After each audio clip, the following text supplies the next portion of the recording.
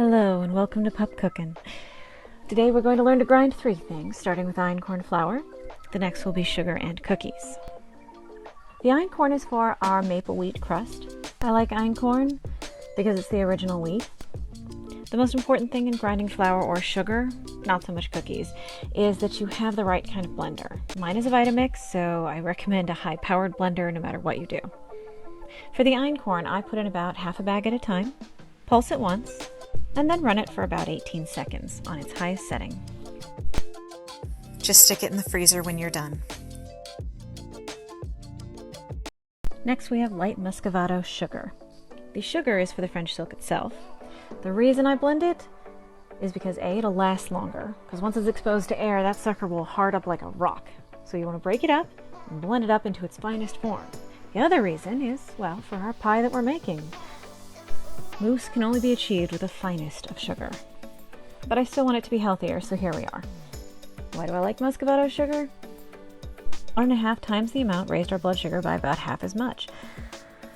And I also learned that you should never, ever mix honey and maple syrup. Maybe it's because it's cooked honey, that could be the problem, but that was the skyrocket effect, and that makes me scared. Anywho, you want to break up 1/4 to 1/3 of your package. Basically, you never want more than a cup in the blender at a time, or you will wreck even a good blender like a Vitamix. And you definitely can't do this in an ordinary blender. Pulse it 10 times on its highest setting. Then take a butter knife and break up as much away from those blades as you can.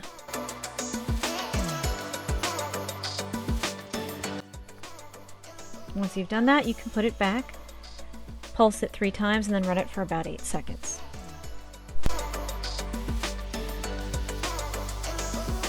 Then you just need to repeat the process.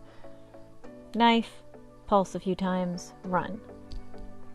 Never run it too long. You never want to go more than like 6 to 8 seconds with this. Again, you could even wreck a Vitamix with this, so you have to be cautious. But once it's done, it's worth it, and just look at that puff of smoke. It's so cool. Next we have our Oreos, which is essentially going to be our second crust. It's a very simple recipe, and you can use regular Oreos, and you can certainly use the original version or any other version of Oreo you can find. There's a lot of good ones. I kind of like Newman's as well. But this one I picked because it has a unique taste. I'm not sure how to describe it exactly, but I would say it's between an Oreo and a Rice Krispie. Absolutely fantastic for a crust. And pretty good on its own, honestly, just as a snack. It's pretty easy to do. We just take about 1/3 of the package for any one crust. We scoop out the insides and drop in the cookies into the blender. Now, if you've never tried this, you can actually use any kind of like cookie that's like hard enough to blend, and you can actually make like a cake out of that. If you would like that recipe, do let me know. I think I found it online, so I can at least give you a general tutorial and then credit whoever does it. But it was a pretty cool cake, and like one of the most dense, moist cakes I've ever had. Once you've got it done, highest setting for 16 seconds, and then break up your cookies. Blend 8 more seconds and you're done.